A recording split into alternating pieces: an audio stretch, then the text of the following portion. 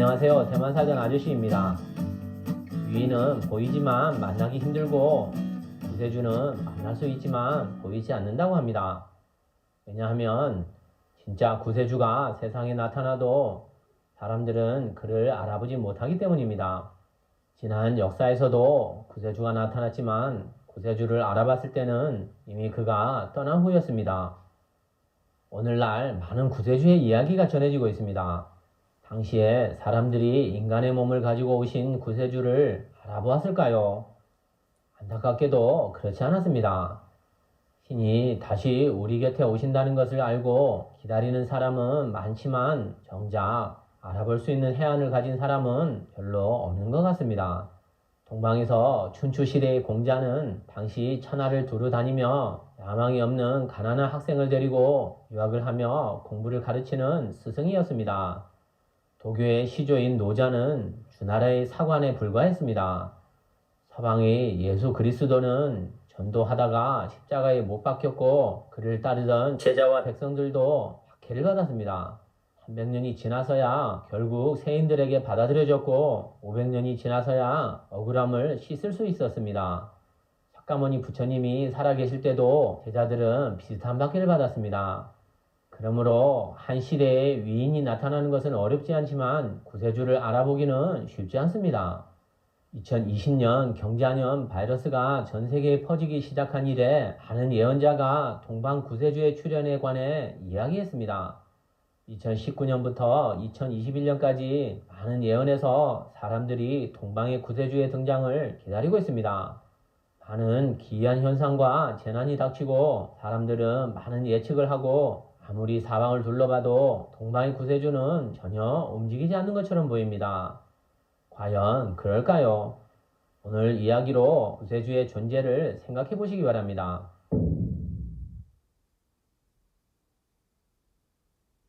2020년 경자년 양력 7월 2일 오전 2시 30분경 천둥 같은 폭발과 함께 거대한 불덩이가 일본 간토 지방을 지나갔습니다. 일본의 언론 보도에 따르면 당시 가나카와현 히라스카 박물관에서 근무하던 오치 후지이가 불덩이가 하늘을 가로지르는 순간을 촬영하여 트위터에 올렸습니다. 그는 불덩이로 하늘이 순식간에 밝아지고 칼에 두 쪽으로 갈라지는 것 같은 모양이다. 집안에서도 소리가 또렷이 들렸다 라고 했습니다. 이 진풍경을 일본 유명 아티스트 카가야 유타카도 촬영하여 트위터했습니다. 매우 큰 불덩이가 도쿄 상공에 나타나 서쪽에서 동쪽 하늘을 가로질러 날아갔다. 몇 분 후 실내에서도 거대한 폭발 소리가 들렸는데 유성과 관련이 있는 것 같다. 이후 당시 폭발음을 들었다는 많은 일본 네티즌들은 멀리서 들리는 천둥소리 같았다 라고 했습니다. 이 현상이 언론에 보도된 후 일본의 국립천문대에서 하늘을 가로지르는 불덩이는 매달 평균 여러 번 나타나지만 소리가 들리는 상황은 드물다라고 밝혔습니다. NHK 보도에 따르면 도쿄 소방국은 이상하게도 폭발 후 화재가 발생하지 않았다고 했습니다. 일부 전문가들은 보름달보다 밝은 물체는 소행성이 대기를 통과할 때 파편이 타면서 강한 빛을 발산했을 가능성이 크다고 했습니다. 그러나 모두가 이것이 일본 하늘에서 발생한 수많은 불덩이 중 하나라고 생각할 때 또 하나의 놀라운 장면이 다시 화재를 불러일으켰습니다. 불덩이가 아름다운 곡선을 그리며 날아가던 순간 기발하고 신기한 장면이 포착된 것입니다. 작은 불빛이 불덩이의 중심을 통과해 불덩이의 꼬리를 뚫고 나와 마치 총알이 불덩이를 관통하여 산산이 부수는 것 같았습니다. 동시에 무엇인가가 불덩이의 아래쪽을 향해 돌격했지만 실패했습니다. 이 두 가지는 무슨 의미일까요? 누가 불덩이를 꿰뚫는 힘을 가진 것일까요? 7월 13일 일부 중국 언론의 보도에 따르면 일본 국립과학박물관이 7월 2일 치바현 나라시노시에서 운석 파편 2개를 발견했다고 발표했습니다. 그러나 많은 네티즌은 표면이 이렇게 깨끗해? 젠장 저렇게 큰데 100g도 안 되나? 다이아몬드인가? 너무 가짜 같아 라는 반응을 보였습니다.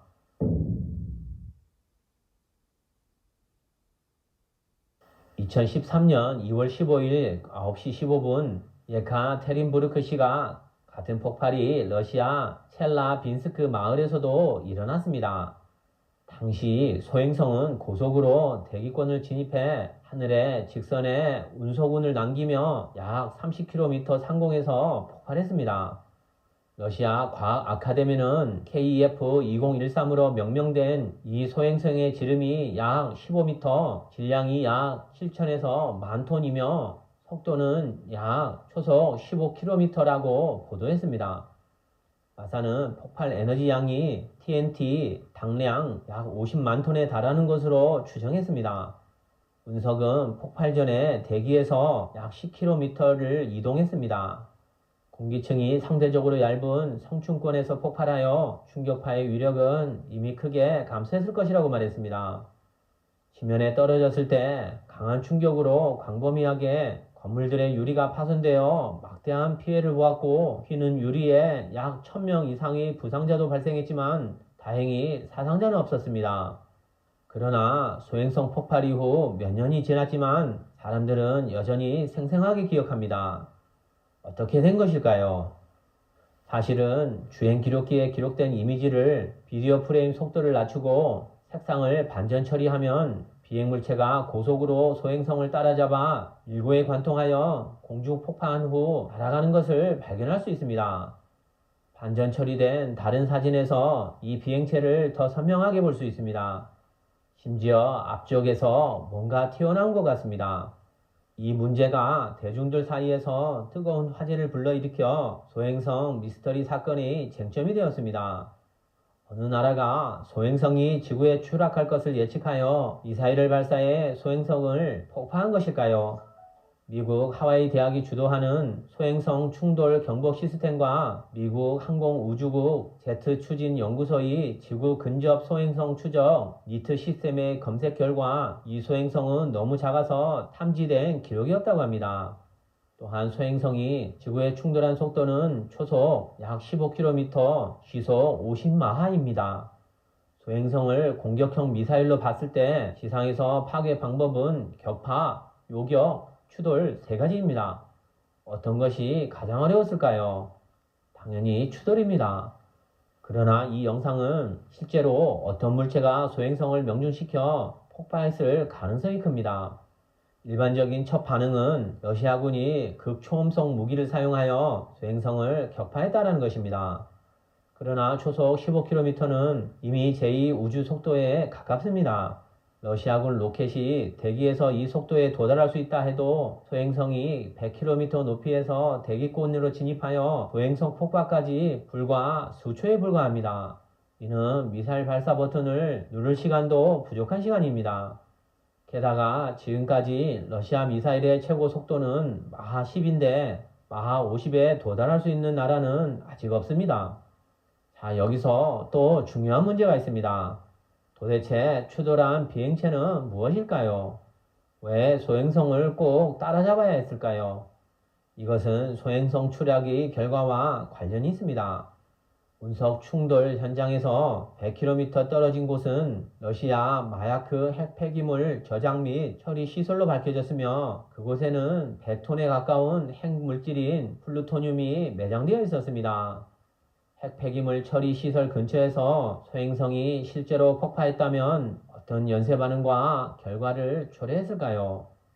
추돌 비행체는 의심할 것도 없이 소행성을 폭파하여 지구에 있는 사람들을 도왔다는 것을 알 수 있습니다. 그렇다면 누가 이 땅의 사람들을 돕는 것일까요? 왜 도우려는 것일까요? 외계인이 지구를 구했다고 생각하는 사람도 있습니다. 여러분은 어떤 생각이 드시나요?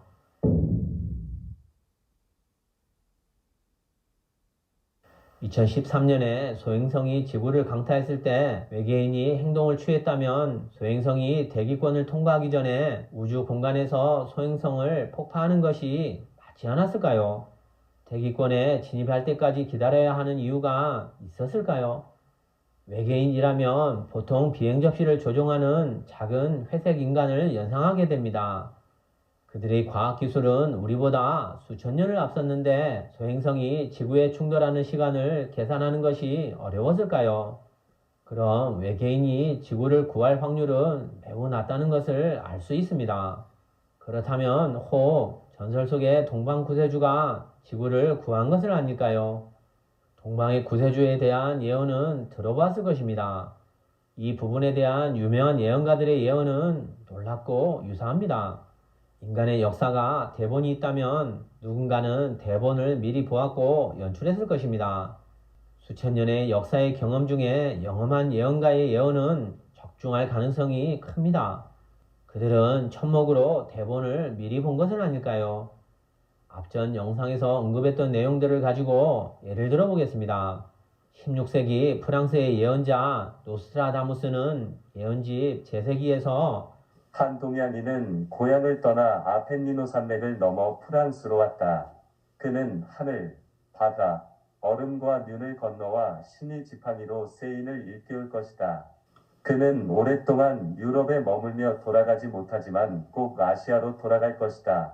위대한 헤르메스에서 온 그는 동방의 모든 왕을 능가할 것이다. 분명히 이 두 편의 시는 단지 시간이 다르지만 한 사람을 가리키는 것입니다. 그 뜻은 한 동방의 구세주가 서방으로 갔다가 한동안 그곳에서 머물게 되지만 장차 동방으로 돌아갈 것이며 그의 명성은 아시아 역사상 모든 제왕을 능가한다는 것입니다. 19세기 미국의 유명한 예언가 에드커 케이시 오늘날 중국에 대한 예언은 노스트라다무스의 예언과 놀랍도록 닮았습니다. 그는 말했습니다. 언젠가 중국이 기독교의 요람이 되고 생활에 응용될 것이다. 사람들은 아주 멀었다고 하지만 신에게는 그저 하루일 뿐이라 내일 중국은 깨어날 것이다. 현재 미국의 가장 위대한 예언가 진 딕슨도 1997년 세상을 떠나기 전에 말했습니다.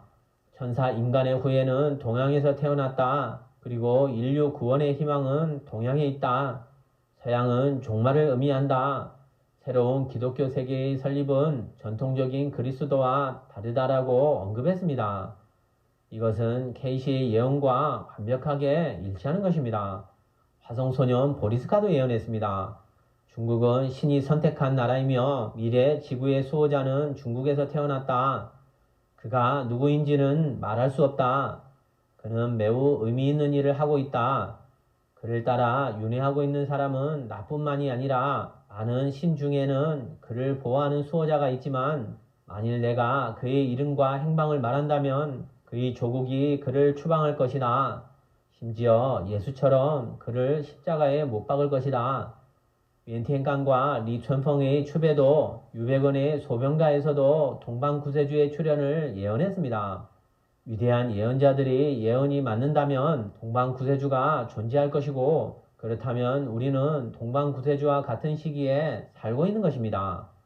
그럼 우리는 구세주를 만날 수 있는 행운을 가진 것입니다. 하지만 오늘까지도 우리는 아직 구세주의 움직임을 모르고 있습니다. 위대한 예언가들의 예언이 틀리지 않았다면 유일한 가능성은 사람들이 구세주에 대한 의식과 관념이 실제 구세주와 거리가 있을 수 있습니다. 이 거리가 우리가 구세주를 만나지 못하게 하는 주요한 장애물이 될 수 있는 것입니다. 추배도 제44상과 제47상에는 구세주에 대한 묘사가 아주 구체적입니다.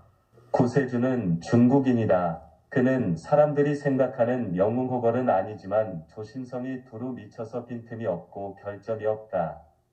세계 각국에서 구세주의 사상을 다시 번역하고 천자라 부른다. 세계 각국에 봄이 오듯 태평하고 상화로운 세상을 맞이할 것이다. 구세주는 왕이 되고자 온 것이 아니라 건곤을 바로 잡으러 온 것이다. 일반인이며 위대한 불법을 세인에게 전하려고 온 것이다. 유백운과 명태종 주원장의 대화 기록을 보면 황제는 말했다. 말겁시기에 누가 도를 전하는가? 시를 증거로 삼으십시오. 스님 같지도 않고 도사 같지도 않다. 머리에는 양털 모자를 쓰고 있다. 진짜 부처는 사원에 있지 않고 그는 미륵 원두교를 쥐고 있다. 실제로 위 예언가들의 예측을 종합해보면 동방구세주의 특징은 아래와 같습니다. 1. 구세주는 일반인이다. 2. 국가관리가 아니다. 3. 중생의 사상적 차원, 즉 의식의 차원을 더 높은 차원으로 끌어올린다.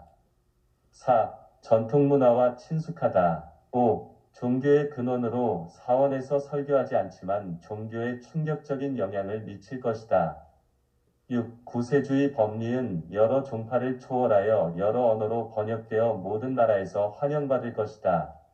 구세주는 여기에 계시니 세상의 복음이라. 그러나 구세주의 환생에도 필히 인간의 몸을 가지고 태어났으니 무한한 불법이 전지전능하셔도 드러나지 않을 것입니다. 따라서 세계의 높은 경지에 있는 고인들의 말을 따르면 지구가 몇 차례 운석과 소행성이 충돌할 때 모두 구세주가 지구를 구한 것이라고 말합니다. 아마 많은 시청자분은 믿지 않을 수도 있습니다. 그러나 실제로 구세주는 얼굴을 드러내지 않으며 스스로 드러내는 자는 가짜입니다. 대개 진실은 역사가 페이지를 넘긴 이후에야 사람들이 깨닫게 됩니다. 이 동방의 구세주는 도대체 누구일까요? 자신이 동방의 구세주를 알아볼 수 있는지, 어떻게 해야 구세주를 만날 수 있는지 한번 생각해 보시기 바랍니다. 등잔 밑이 어둡다는 말이 있습니다. 여러분 곁에서 인연 있는 분이 구세주의 말씀을 전하고 있을지도 모릅니다. 스스로가 선해야 상대의 선한 마음을 알아볼 수 있습니다. 자신의 미래를 위해 보다 많은 관심과 냉철한 판단을 해보시기 바랍니다. 오늘 영상은 여기까지 하겠습니다. 감사합니다.